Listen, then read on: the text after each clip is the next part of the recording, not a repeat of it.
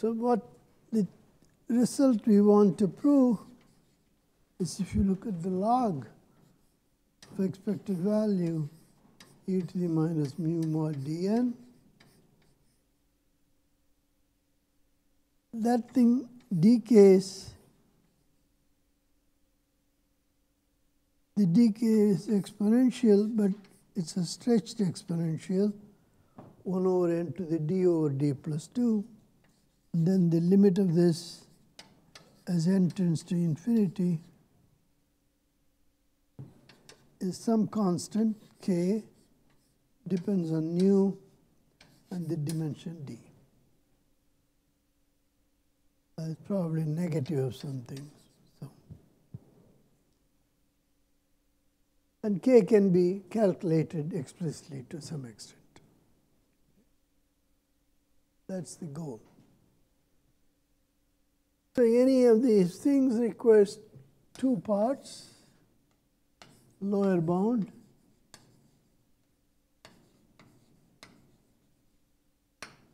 the second part, which is the upper bound.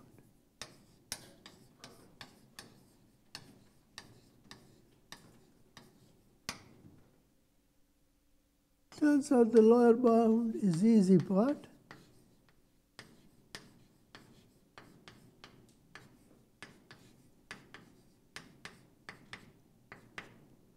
And the upper bound is relatively hard.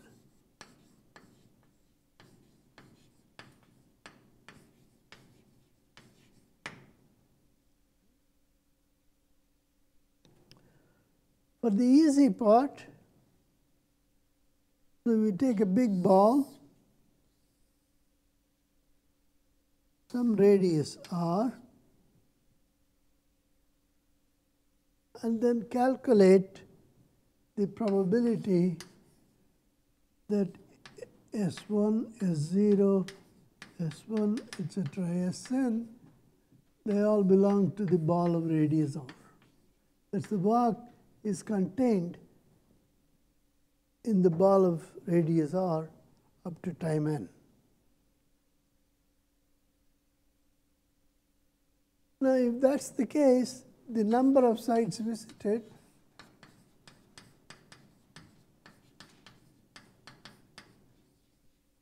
is at most the number of points inside the ball.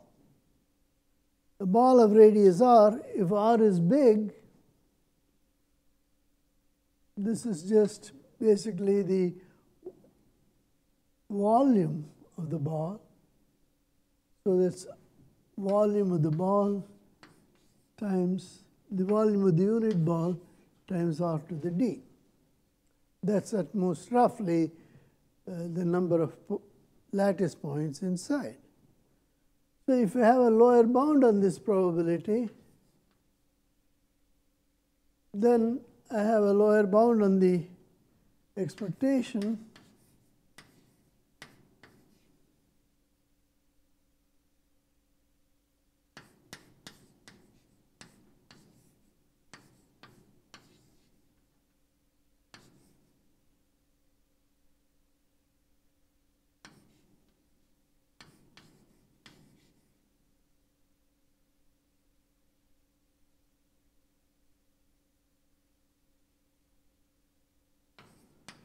whatever the probability I get a lower bound for.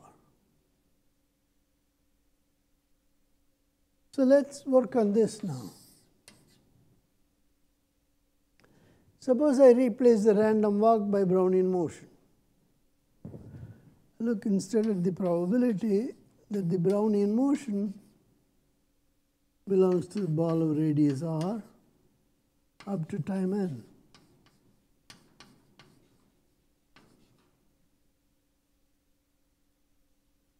That basically has to do with the leading eigenvalue of the Laplacian for the ball of radius r. So that's going to be like e to the minus, the time is n divided by r square is how it scales, and then you would have some eigenvalue sigma of the basic operator that you have. Basic operator is not the Laplacian because of our scaling. It's 1 over 2d times the Laplacian.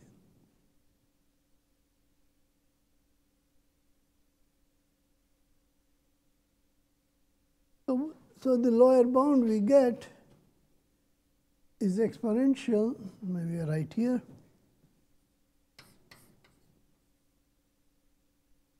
of minus nu Vd r to the d minus n over r square sigma lambda d. So these are all constants. N is given, r is at our choice. So if you want to balance the two, it's convenient to choose r to be some constant times 1 over n to the 1 over d plus 2. Then these two are in balance.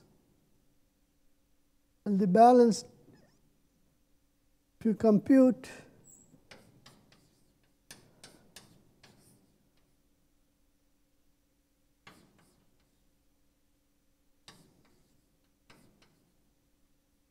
times minus nu Vd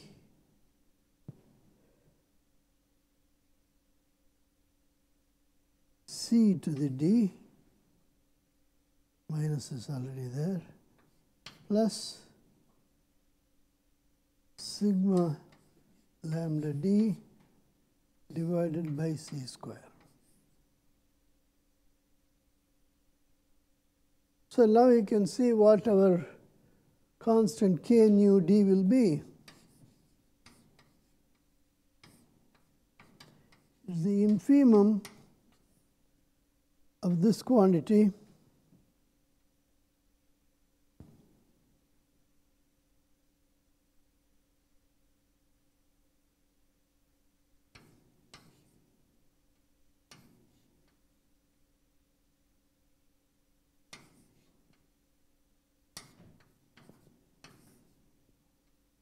more c of that. That calculates the constant, provided all this is correct.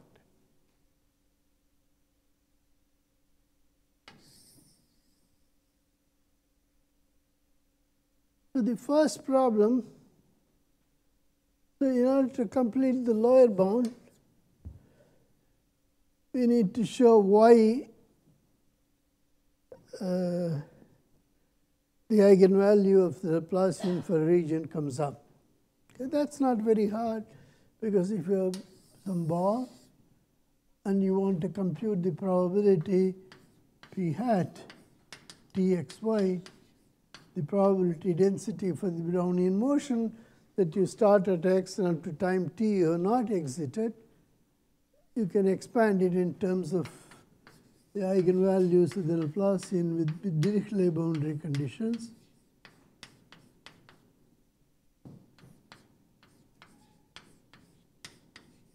Okay. You have a discrete spectrum, and all that will matter will be the first eigenvalue.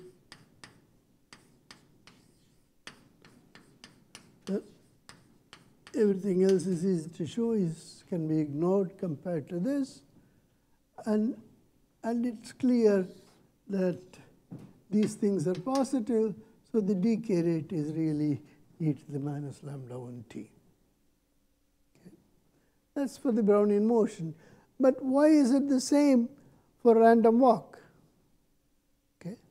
But that depends on how n is related to r. Okay. If, see, r is the spatial scale. Okay. So if r is big and n is much bigger than r square, then in time r square,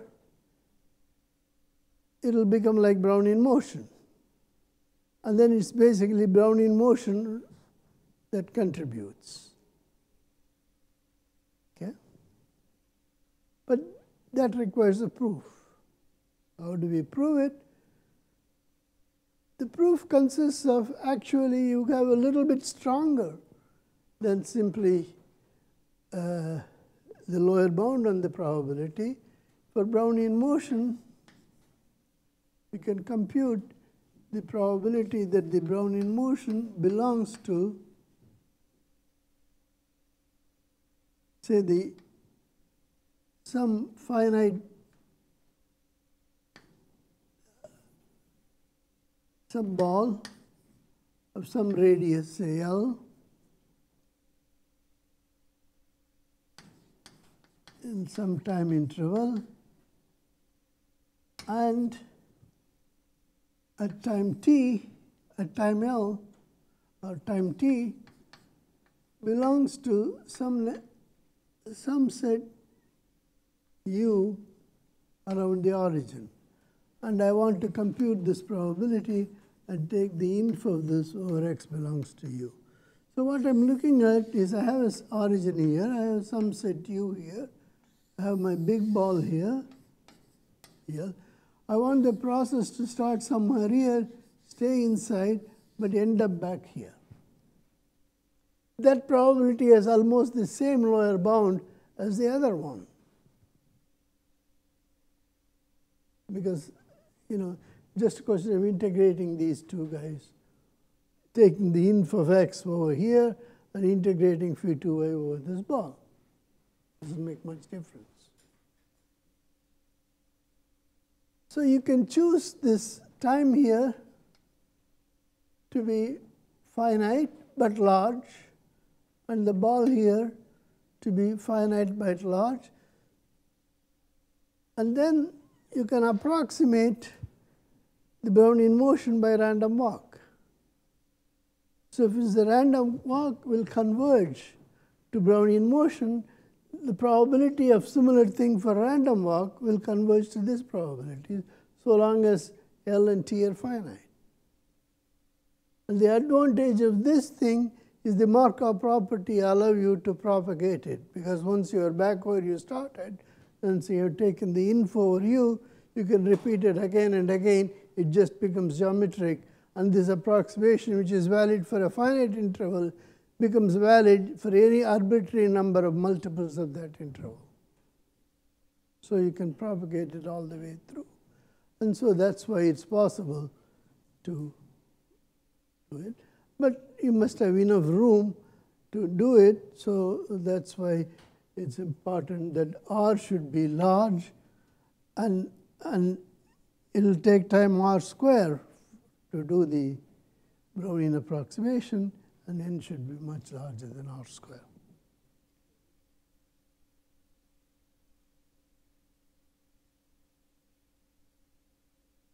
Well, I'll need it eventually only for the ball. Yeah. Ball. I can do it for any open set, provided the boundary is reasonable. I don't want crazy boundaries. Okay.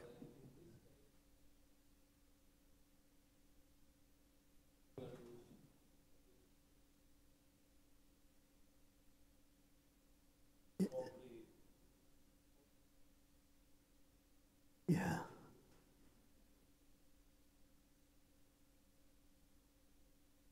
Okay.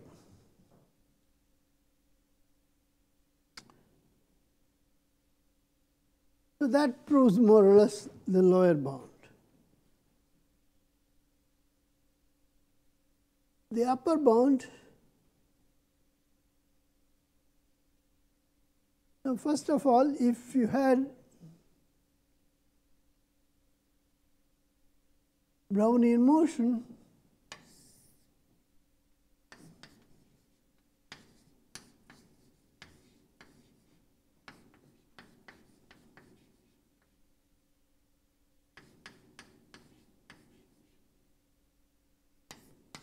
the probability that a Brownian motion beta s belongs to a ball of radius L up to time t, that probability is approximately e to the minus sigma of the Laplacian in question times t divided by L square, which is the scaling. This you can, provided of course t over L square is large. You can scale it and that just becomes a unit ball and you can do it easily. Again, the proof of this, it's a little more delicate than this argument, because you want to integrate this over y,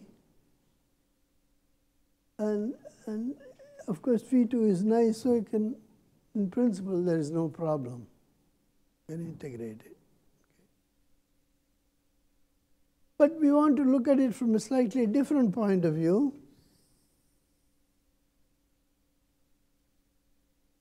You look at the empirical distribution LT,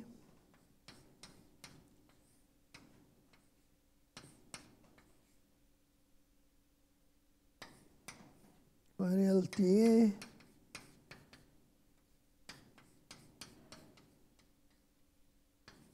this object, and for this random object I want to get a large deviation formula for it. Of course, if you are in an ergodic situation, this would have a limit by law of large numbers, that would be the invariant measure. For something like Brownian motion without any invariant measure, this will decay at every point. But still there is a decay rate. That means you can aggregate it over compact sets, but you will not get an upper bound for closed sets.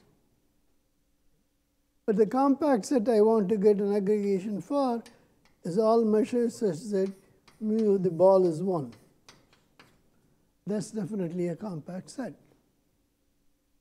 And so my upper bound is valid. So if we can get a rate function for this, I can compute the probability for this.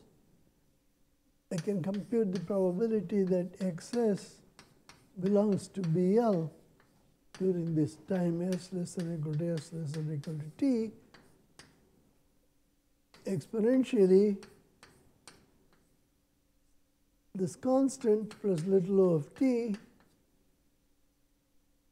The constant will be the infimum of whatever the rate function is, or all alpha that are supported in BL. Because saying, if the measure is, the path never leaves BL, then the measure is supported in BL.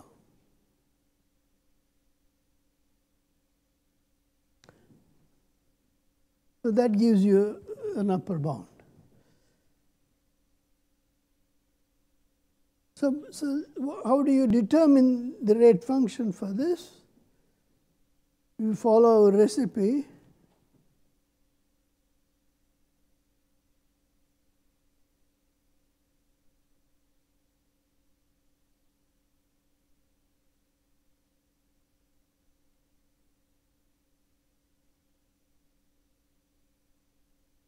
You need to compute basically some function of LT, compute expected value of t times this, take the expected value of this, compute it as e to the CF TCF plus little o of t, and then your rate function I alpha would be f alpha minus C of f sup over f, right? Whatever class of f's you construct. It turns out for the class of problems we are interested in, the natural class of f alpha you want to construct are just linear functions, b alpha. And what it is really, if you compute it, b alpha is just the, I'll write it here, b alpha is just 1 over t, integral 0 to t, v of x is ds. When you multiply by t, it's just the Feynman-Kautz formula that you have. So the asymptotic behavior of this as t goes to infinity is just the principal eigenvalue of L plus V. So we know now what CF is.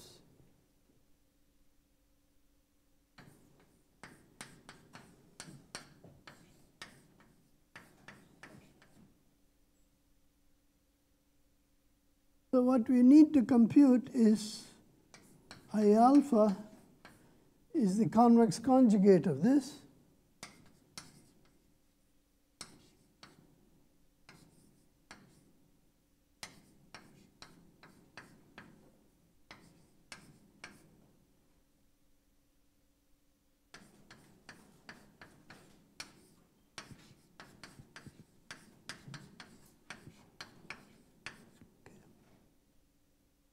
And we computed this, so it's basically a sup of over V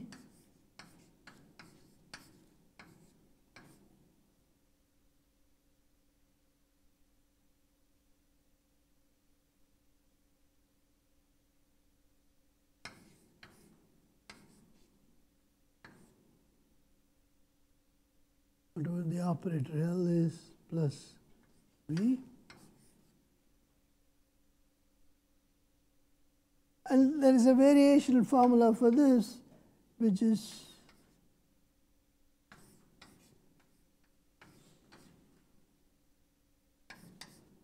it's 1 over 2d in our case, right?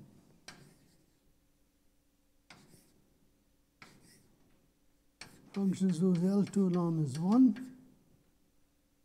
You can rewrite it in terms of f square.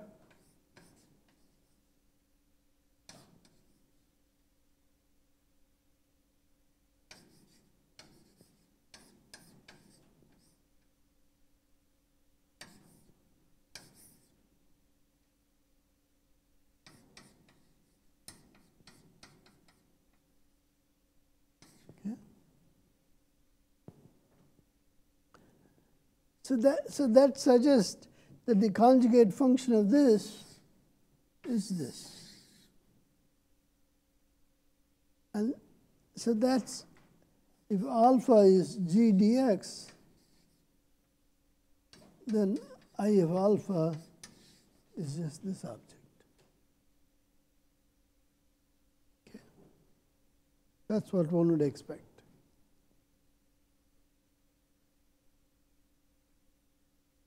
Now that's for the Brownian motion. How about for the random walk?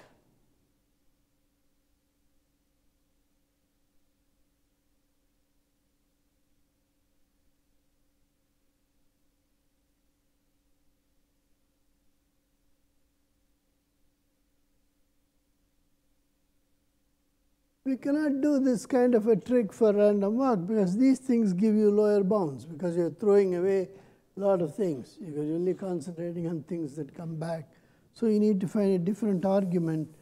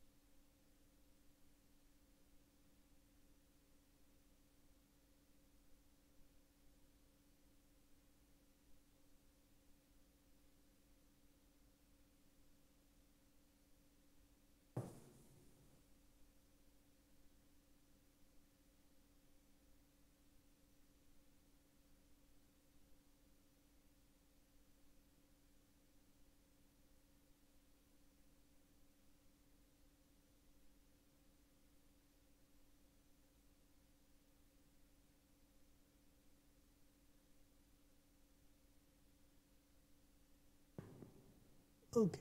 Now, how does one way of proving it is you have a function u that's positive, actually bounded below by a positive number and bounded above by a constant 2. And you have a Markov process whose generator is L, say like a Laplacian. Then there are certain martingales that you can write down.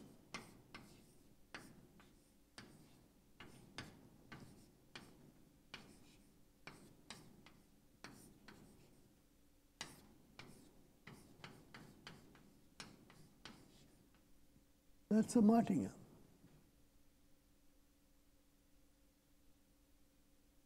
To see that, all you need to see is that u satisfies some equation du dt equals Lu plus Vu.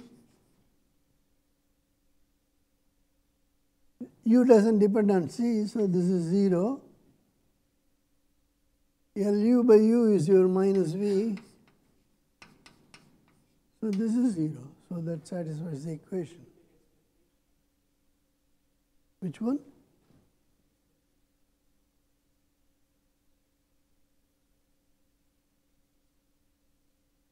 This is just a martingale, is all I'm saying.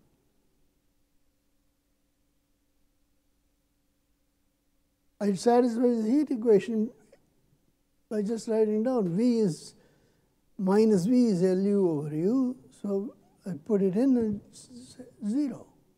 Cancels, right? Du dt is 0. Lu is minus Vu. So Lu plus Vu is also 0. So this equation is just 0 equals 0, right?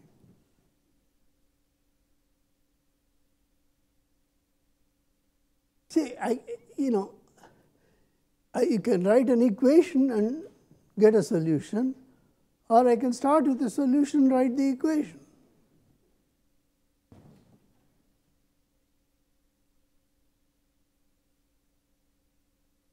So anyway, these are martingales.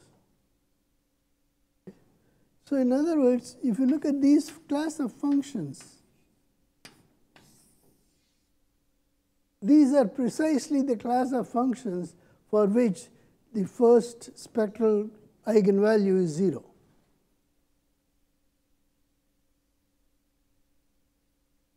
Okay. So this is some nonlinear manifold of functions for which the first eigenvalue is 0, and everything else is a shift of this one way or the other.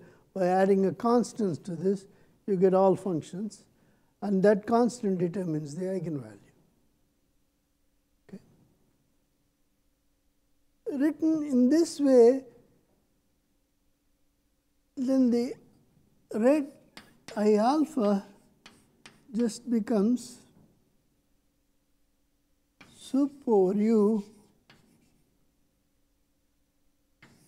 of minus Lu over U d alpha. It's the best you can do.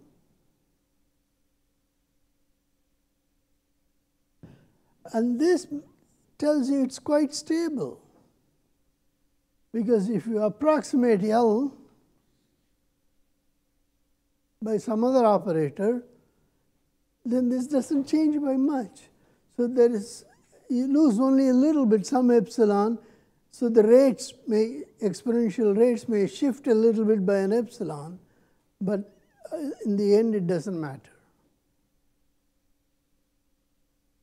So so what is this is the continuous version. What is the discrete version of this? The discrete version of the martingale is log of U over pi U.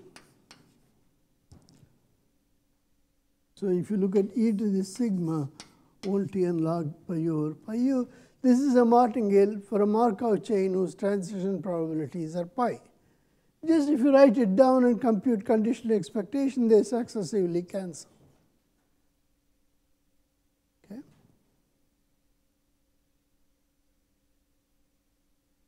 So if pi h minus I over h goes to L, which is basically the central limit theorem, then it's very easy to compute this and show that it goes to this. So the rate functions for random walks naturally converge under scaling to rate functions for Brownian motion. So there is no problem in replacing random walks in the appropriate range with Brownian motion for upper bounds. You don't have to make an issue of it, because the rate functions are obtained by just manipulating this variational formula.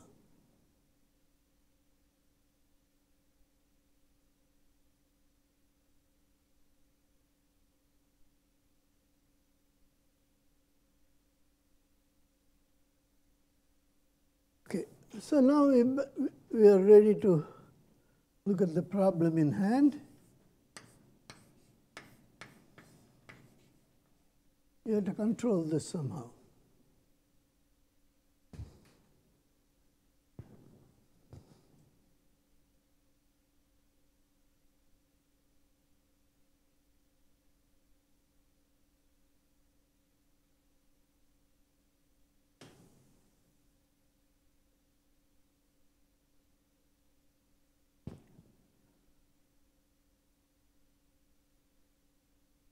The first step is to compactify the problem by projecting onto a torus.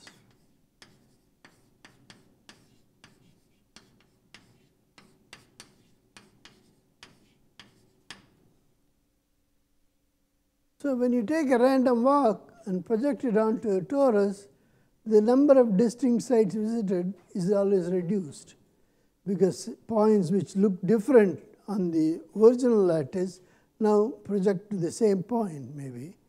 And so if you compute on the torus,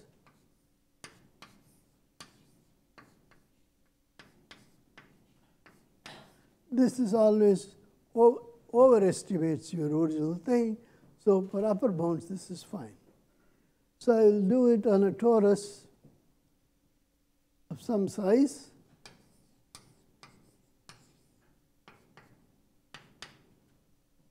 And then I can let the torus expand in the end to all of RD and take the limit, and that will still be good, because there is always a bound. Okay. Now what should be the size of the torus?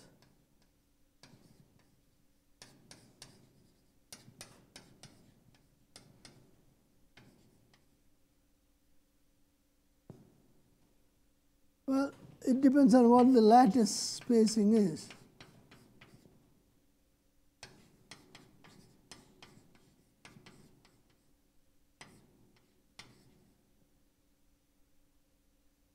So you can take the size of the torus to be some L,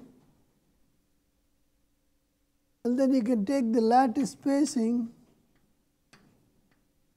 to be 1 over n to the 1 over d plus 2. Because somehow that scale enters naturally, or you can think of it as the torus being big and the lattice spacing being 1, and then scale everything. It's all the same.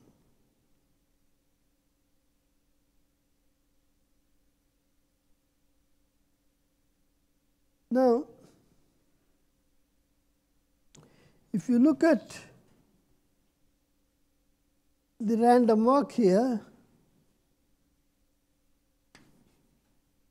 up to time n, it's scaled. Okay. So that will be like Brownian motion up to time n to the d over d plus 2. Because lattice spacing is 1 over n to the d plus 2, So in order to take care of it, your time has to be, to move a certain distance, your time has to be n to the 2 over d plus 2. So your real Brownian time will be of this order.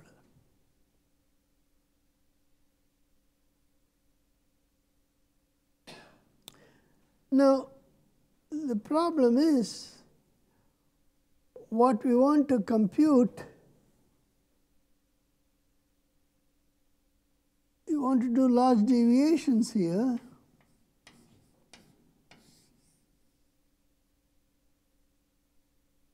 This rate function, and the number of lattice points becomes here the volume of the circle. Okay. So you want some discrete distribution Ln. It's a discrete distribution. In the limit, you want somehow a density, and you want to talk about the support of the density and where the measure is, because you want something to fill the entire sphere. If some portion is left over, you have to make a transition from a discrete distribution to a continuous distribution. And if you count if your expectation of functions, that's okay. But you are counting such fine information as the number of points in the support, weak topology is not good. Even strong topology is not good, because your discrete distribution is not even in L1. But you have some hope, because the discrete distribution is sitting on a regular lattice.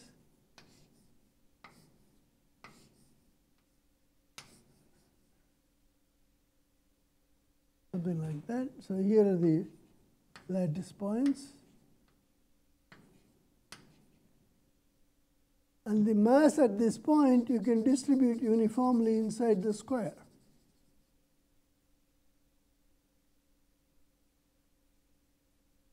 Then the area occupied will be proportional to the number of distinct sites visited by a factor of n to the d over, because the volume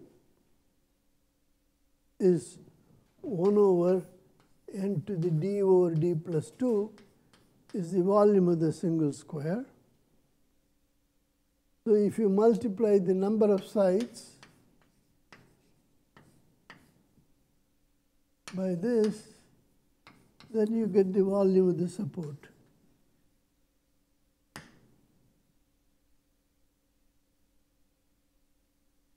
So I'm going to define Ln dx convoluted with chi n, where chi n is the density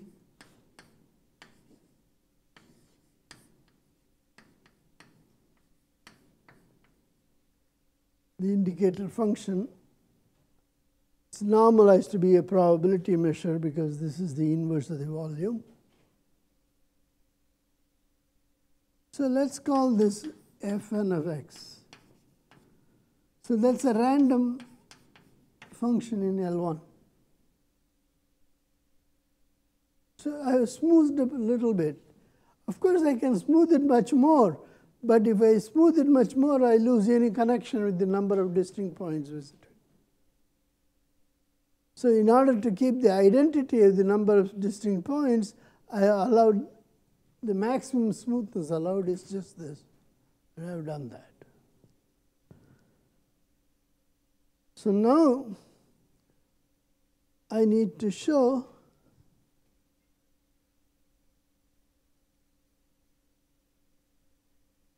it's okay. Now I need to show that Fn has a large deviation principle in L1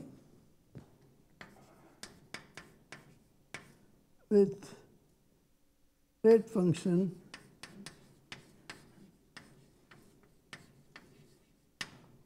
1 over 2d integral grad f square by f dx.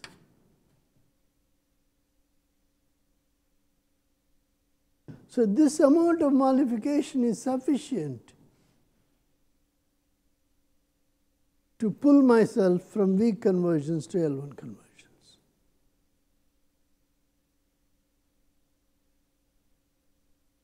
Okay. If I do that, let's take this for granted for the moment. Come back to that later. Then I claim we are essentially done. The rest of it is just some little bit of functional analysis. Okay, let me do that part.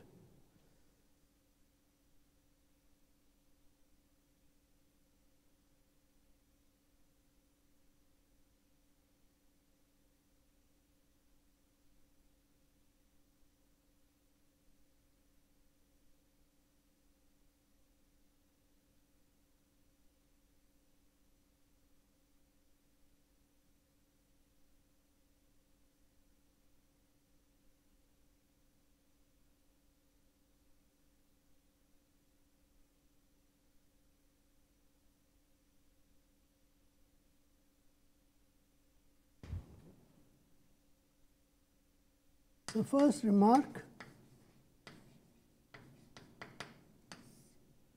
if you look at the function x such that fx is positive, and look at the Lebesgue measure of this, think of it as a function psi of f.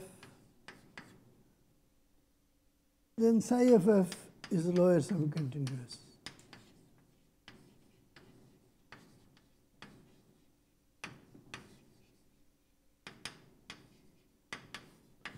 In L1 topology. That means in the L1 topology, your density can't suddenly become positive from 0. From something positive, it can drop to 0, but it can't shoot up from 0. Because masses doesn't slide. Masses come up in L1 topology.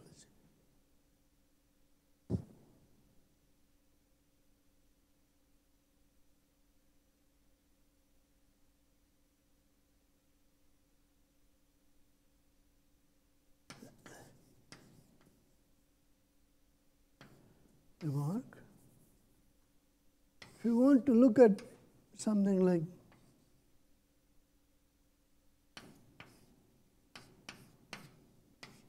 expected value of something like this, where f as an LDP with some rate function IFF,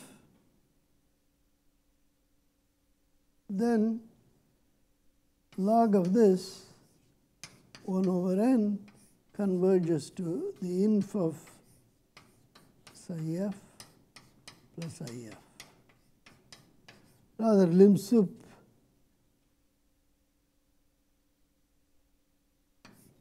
is less than or equal to minus the inf.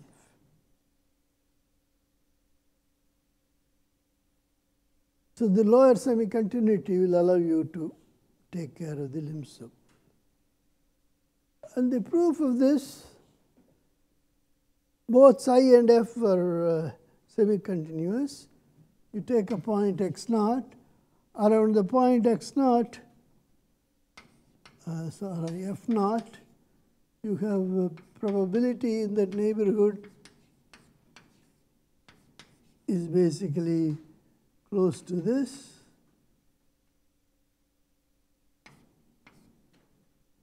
And the value of the function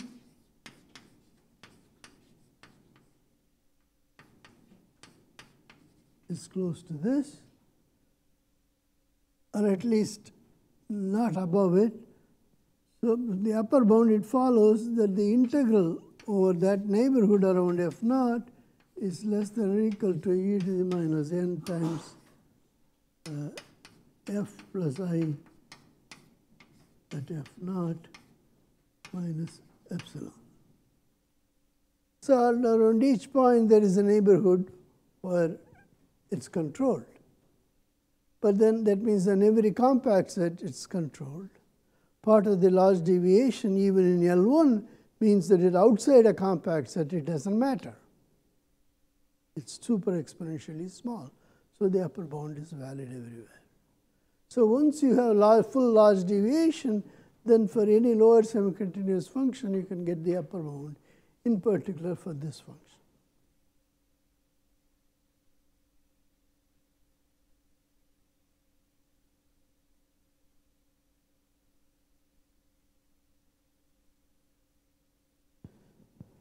And we already saw that there is a relation. Of course, there is nothing special at n. It could be any power of n2. So long as the power here and the rate function for the large deviation is the same index, then it's okay.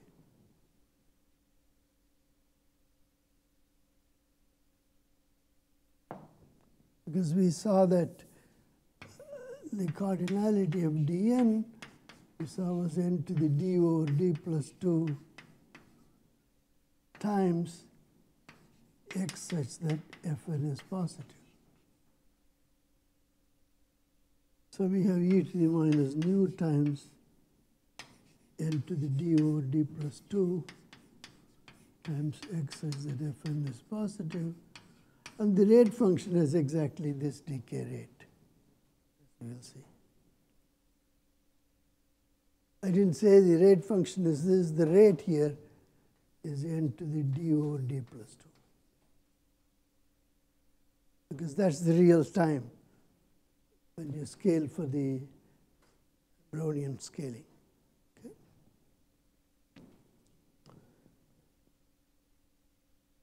So that will, now you have to do the variational problem.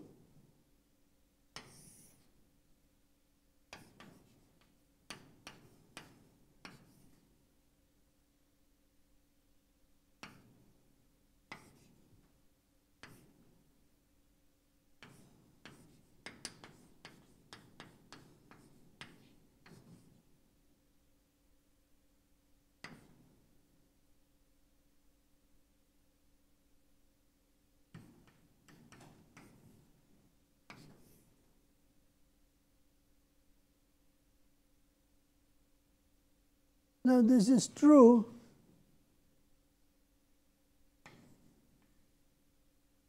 for any torus with any radius, because no matter what torus you project to, the inequality is always valid.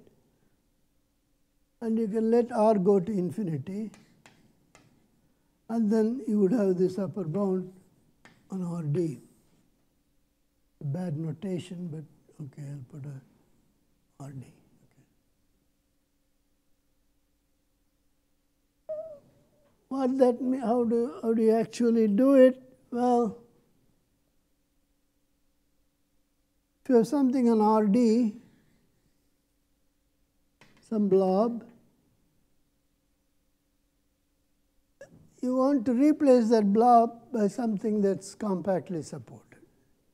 You can always do that by multiplying by some function with compact support, with a large support, so that things doesn't approximate it. So basically this thing sits inside. Once it sits inside a compact set, you can transplant it on a torus without interfering with the periodicity. So transporting it to the torus is no worse than cutting off to make it compactly supported. Okay. So once over there, what does it really mean? Well, this is just a set. So let's fix this set G. So it's info over all set G plus these are functions that are supported in G. If you minimize IFF over functions that are supported in G, you get the Dirichlet eigenvalue for the for G for your Laplacian.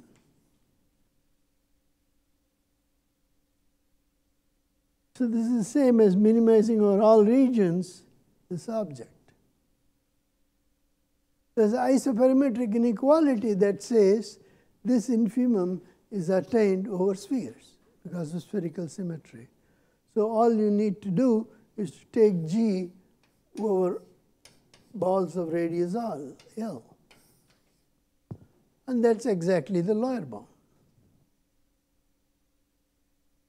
So the upper bound matches the lower bound, because they both essentially lead to the same variational problem at the end.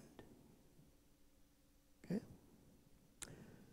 So all that remains at this point is to prove this large deviation function theorem.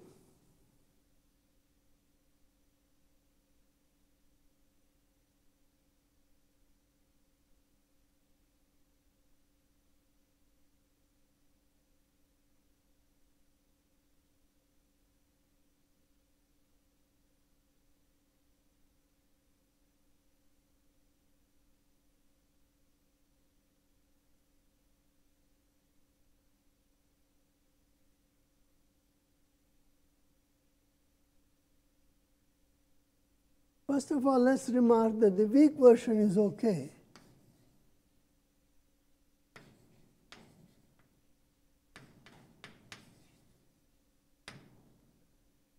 That's basically that you have to wait for a certain scale for the Brownian motion approximation to hold good. And then we went through the argument why the rate function is quite stable under approximations. If you use that, then the random walk is just as good as Brownian motion for this purpose. So weak version is okay. So once you have the weak version, what do you need to prove the strong version? Well, you need to show, well, maybe you take this F, convoluted once more with a fixed phi. No problem with this, because whatever your F was, you convoluted with a phi is a compactifying operation, and so these guys are smooth in any topology you like, in particular in L1. So that's no problem. But you want to take it away. So you look at the difference between the two. Look at the difference in L1 now. F, of course, depends on n. Okay? And you look at the probability that the L1 norm is bigger than some delta. Take 1 over n log lim sup n tending to infinity. Then the limit is epsilon going to 0. Suppose this is minus infinity. Then your approximation is super exponentially good, and we proved yesterday that in such a case, the large deviation principle, it's 1 over n to the d plus 2, sorry.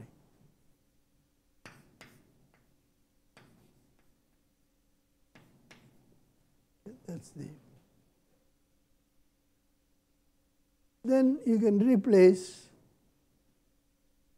you can take the phi epsilon away, and then Fn itself will satisfy the large deviation.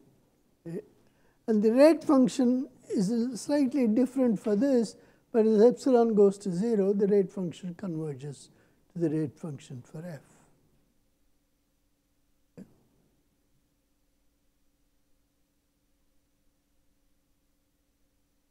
How do you estimate this?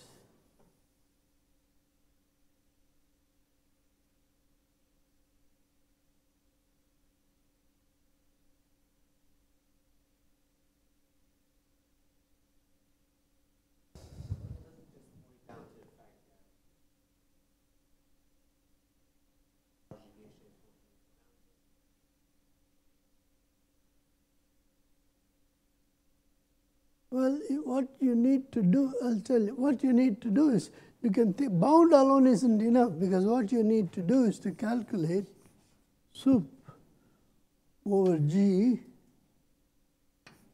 mod G infinity less than or equal to 1, bounded functions, functions bounded by 1.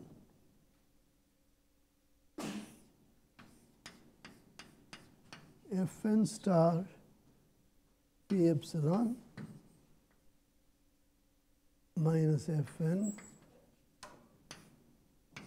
times G dx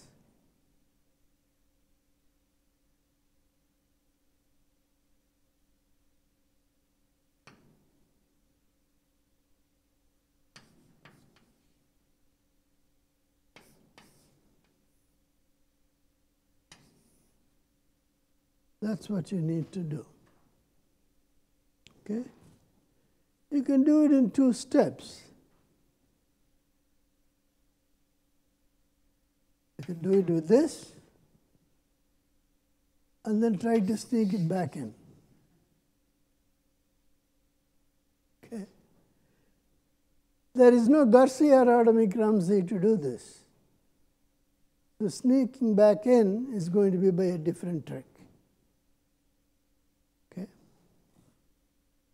Because to be able to sneak back in, you have to use the fact that Fn has been convoluted. If it were alpha, you can't do it. You have to show that little bit of convolution with a tiny square of volume of size 1 over n to the d plus 2 is going to save you. And you have to see that. Okay?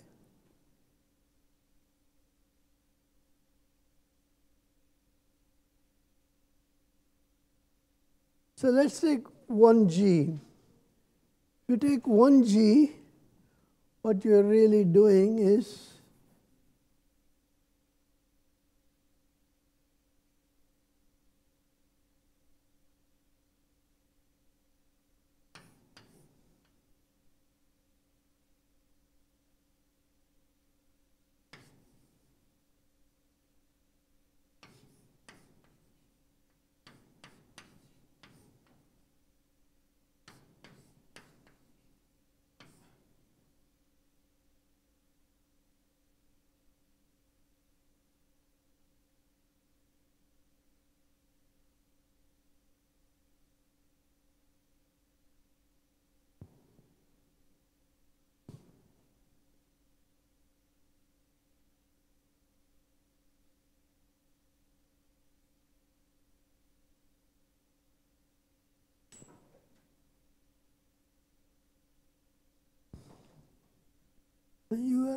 what you're really calculating for some function here,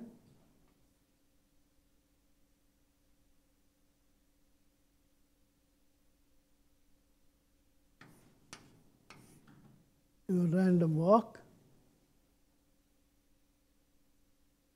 and then for that function you are multiplying this by n to the 2 over d plus 2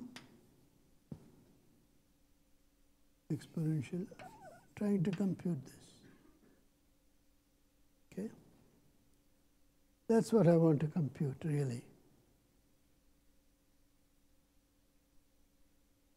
Because if you, the function hn is going to be, well, this is really alpha n, so hn is going to be chi n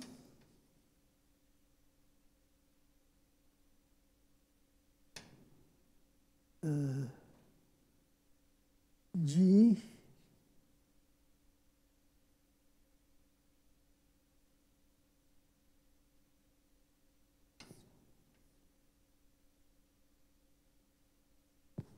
convolution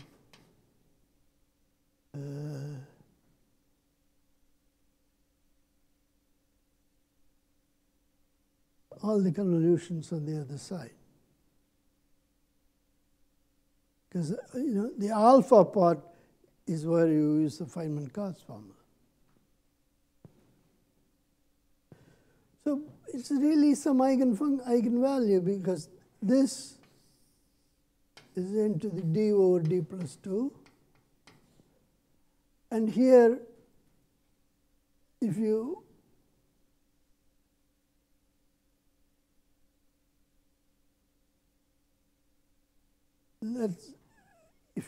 divide by your, sorry, no. You really have to have, it's really n divided by n to the 2 over d plus 2 is what you have, what you need, because this results into n to the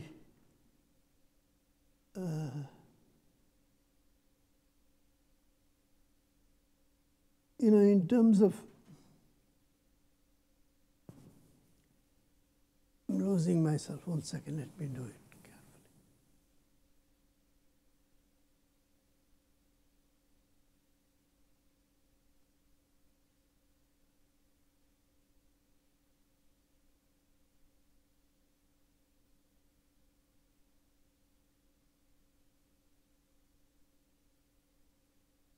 Originally, I had this object, right?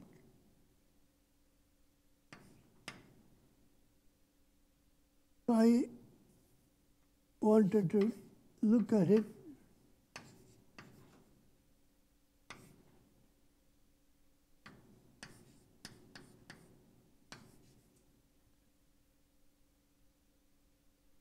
now. G of S j, if I put down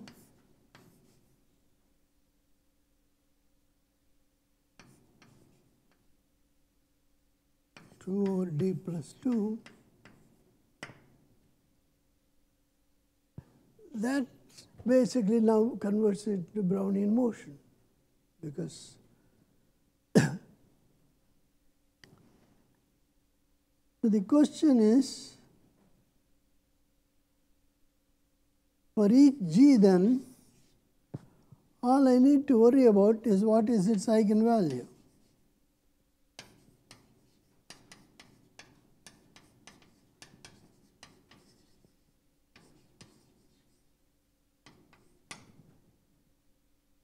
So for these class of functions that I have to worry about their eigenvalues. But these functions really enter like this. So what I need to know is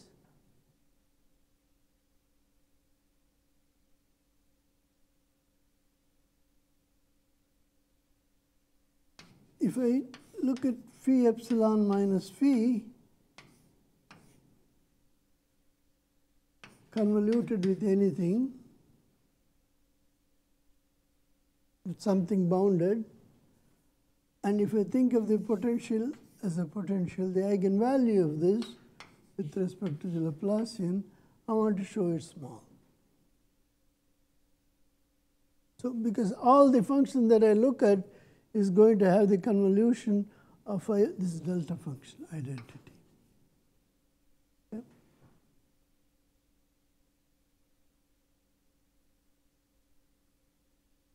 See, I'm sorry I messed it up a little bit. See, the point is,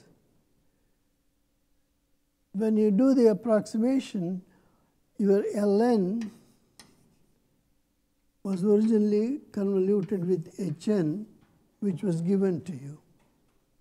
And then you convoluted with some phi epsilon, and you want to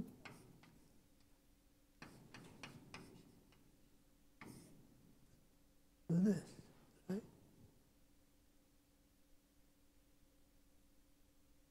So I want to show that for such objects, the eigenvalue is small. Such functions, if you take a function like this, I want to show that the eigenvalue is small. Okay. Well, you can call this function g. So basically, I have some function g star phi epsilon minus g. Why is the eigenvalue for this small? Well, the eigenvalue for this by the variation formula is the supremum of this with respect to f, integral of this with respect to f, minus grad f square over f.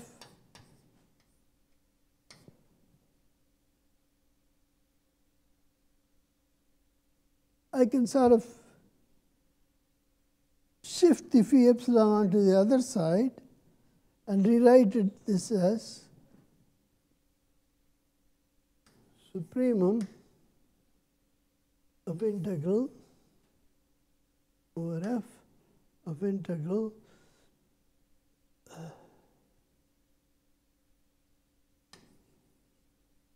g times phi epsilon f minus f minus 1/2 integral grad f square over f. Just switch the convolution to the other side. Now, you won't see large values of this because this side is bounded. Phi epsilon is bounded, f is in L1 norm of f is 1. So you will never see large values here involved in the supremum. So you can get a priori bound on this. Once you have a bound on this, this is small.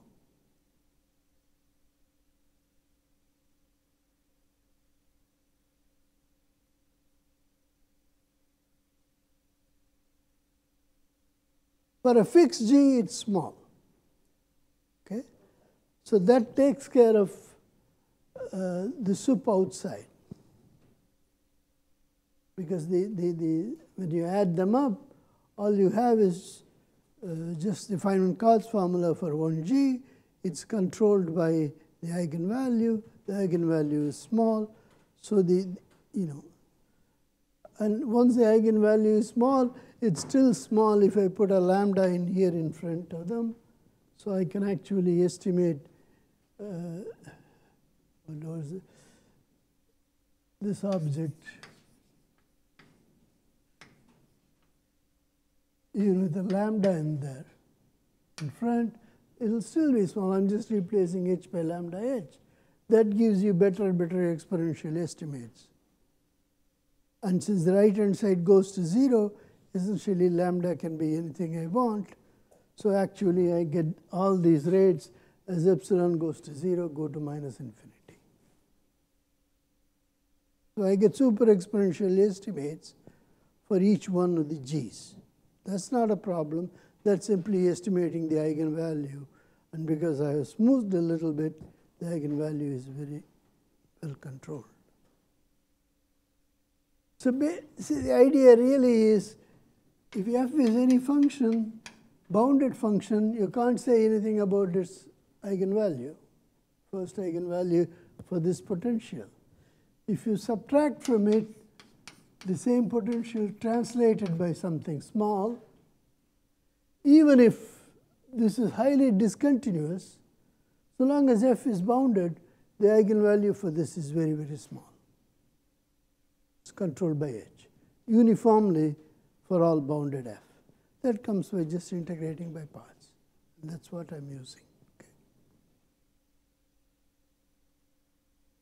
But the more interesting part is how do you handle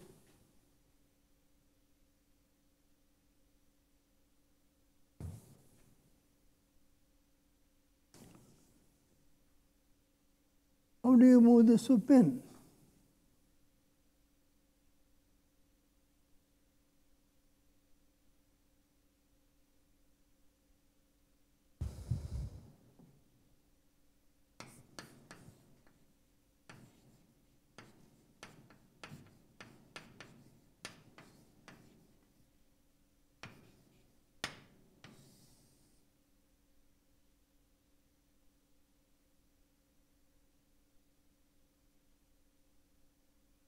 the soup is over all g's that are finite. But do I really have all g's that are finite? I don't. I have only, because I have modified a little bit, I only have g's which are of the form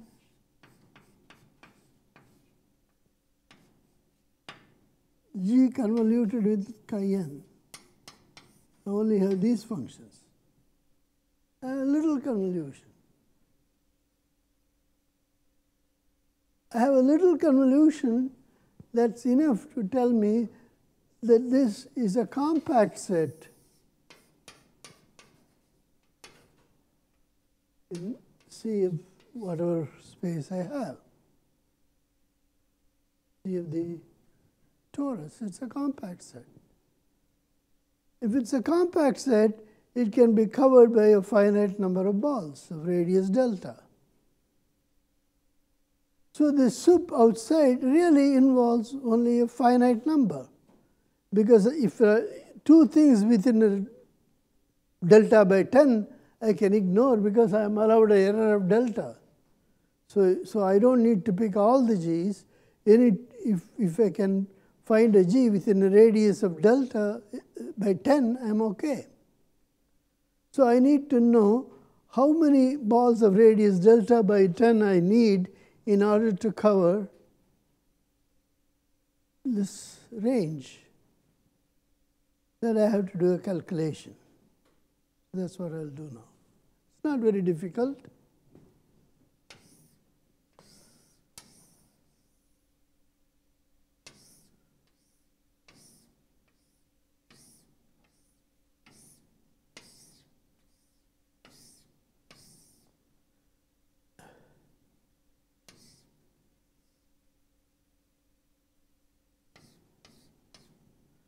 Think of it as a tower where this is the x variable and this is the level of the function g. So I want within delta means, first of all, these functions are continuous. So first let me chop it up here so that the oscillation everywhere is delta, at most delta by 10. In every square, the oscillation of the function is at most delta by 10. And then vertically, the function varies from -1 to 1. Let me chop it up into intervals of, again, length delta by 10. Then I allow myself different values, different constants here, and the constant itself can be any one of these 10 values. So I have a grid of functions, and I can match any function I want. Provided my functions I choose, their modulus of continuity here are of this order of magnitude. So I need to compute what size interval can I have in which I have control on the modulus of continuity of something which is in the range.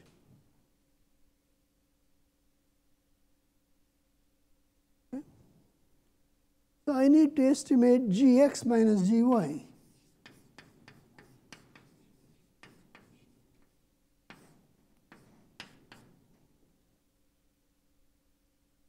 It's the integral. Let's think of it as g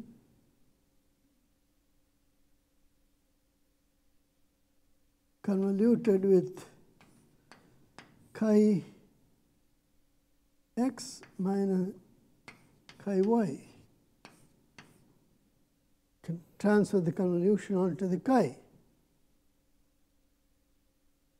G I have no idea. Chi I know something about.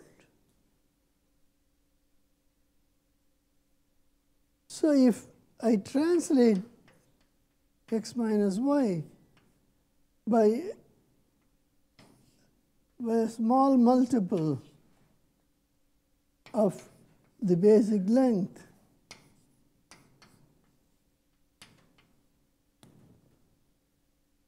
then the chi and its translate overlap a lot. And so gx minus gy, there's a lot of cancellation after convolution. Right? Because gx minus gy is just g convoluted chi x minus chi y. Chi x looks like this. So long as chi y translation is small relative to the size of this side of the square, gx minus gy is just a little portion here. So it can be controlled. So this depends on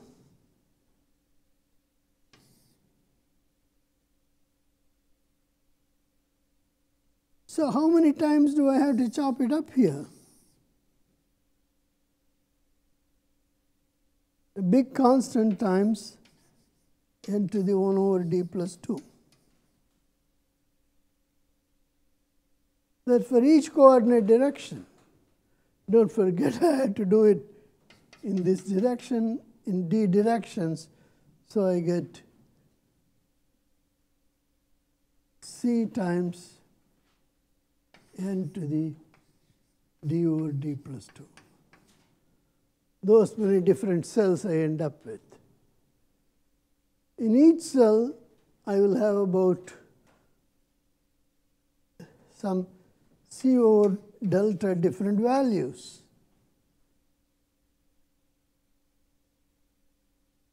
So if you allow for that, I get c over delta to the power cn to the power d over d plus 2.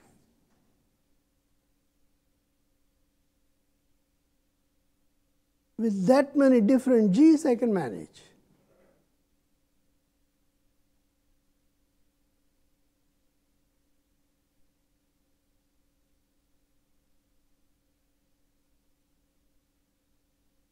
Do you agree? Just chop it up as much as you need to into different cells. It's horizontal base cells and vertical height cells. Chop it all up so that I can match anything I want by choosing different constants. And the constants are pre-chosen to be one of these. The important thing is the log of this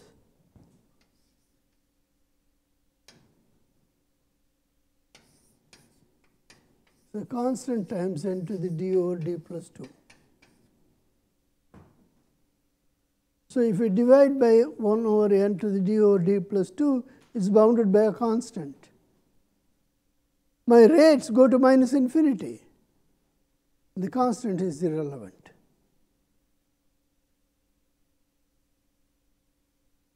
So the soup moves inside. And I'm done.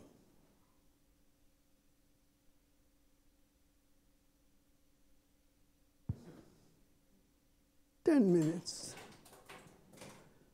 But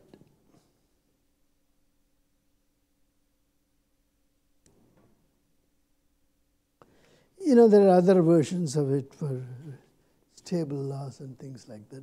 But I think what's important is really the various methods for strengthening the topology. I think that's what I want to concentrate on.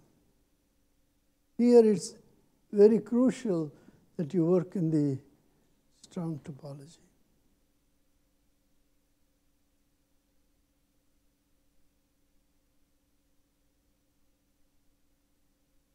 Any questions?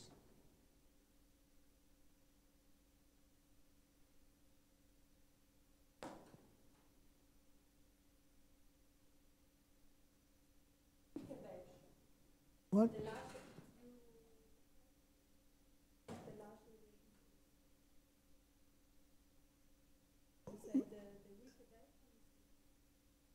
Weak version is no, weak version means, see,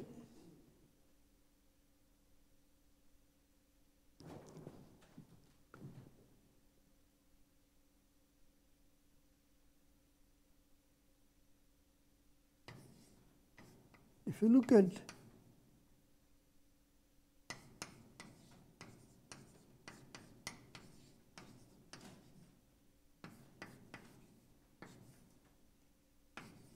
this object, there is a large deviation principle for this. After scaling, maybe the rate function goes like n to the d over d plus 2 times some I alpha. So the standard large deviation principle for random walks, because the lattice spacing is 1 over n to the 1 over d plus 2, you get only this rate. But the rate function is the rate function for Brownian motion. So if you call this Ln, and if you come Ln over Hn, that still has exactly the same rate function, which is exactly the rate in the weak topology. Because in the weak topology, this map goes to identity. So Ln star convolution with Hn doesn't do anything in the weak topology, it just shifts it a little bit. But in the strong topology, it takes something that's not in the space and brings it inside. And we want the result in the strong topology. And so, but it's still weak. So we have to show that it has enough strength to achieve the purpose. Okay.